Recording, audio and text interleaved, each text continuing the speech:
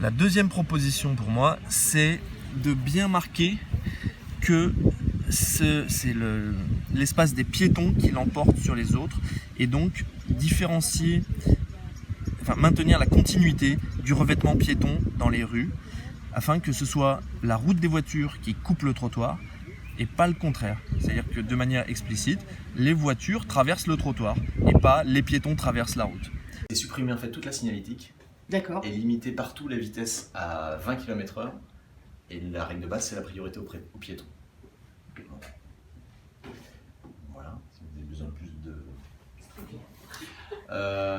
ensuite, de passer toutes les voies en fait en sens unique, de manière à avoir 3 voies. Une voie voiture, une voie de roues et une voie piéton. Ou on le voit de loin, il y a un cheminement lumineux.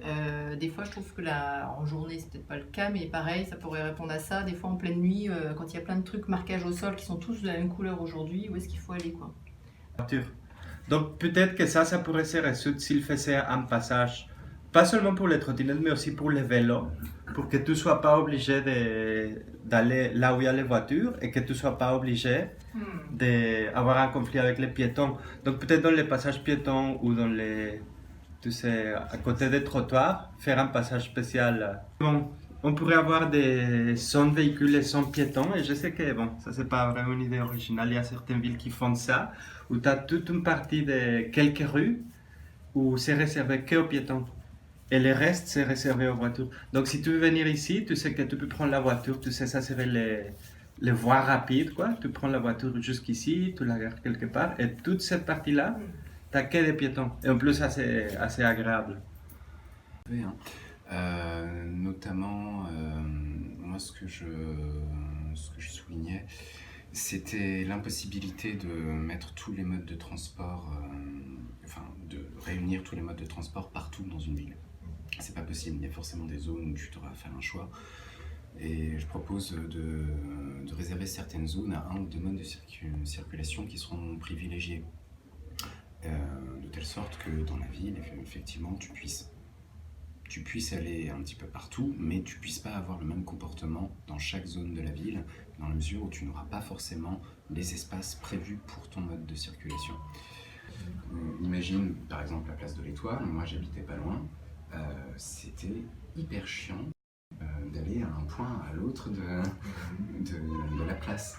Alors, j'ai l'image en tête de mettre une très belle passerelle en fait qui viendrait Surplombée. Pas surplombée, mais au même niveau que l'Arc de Triomphe, et qui ferait le tour et qui repartirait après sur chaque. Tu pourrais monter en fait et prendre des photos légèrement surélevées en plus de l'Arc de Triomphe, des Champs-Élysées. Alors, plus de voitures, des transports en commun électriques, par 5, 6, soit tous dans le même sens ou par 2, les gens peuvent se faire face. C'est un espace fermé où les gens sont tout seuls, ils peuvent lire, il y a une tablette comme dans un train et ils sont seuls. Ou alors ils sont 2, ils peuvent se parler et ça s'inverse, éventuellement ça peut se tourner. Rond-point mais dessous. Et ça devient un espace végétalisé.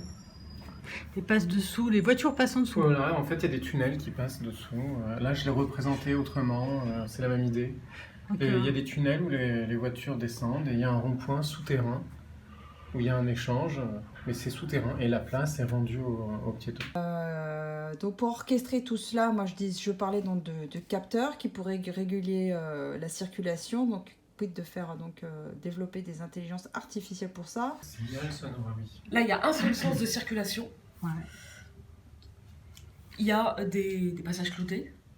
Chaque passage clouté a un signal sonore, bien que ce ne soit pas des feux. Pour les aveugles, je ne sais pas comment il faudrait l'inventer, mais il faudrait que ce signal leur permette de savoir qu'une voiture est à une distance de temps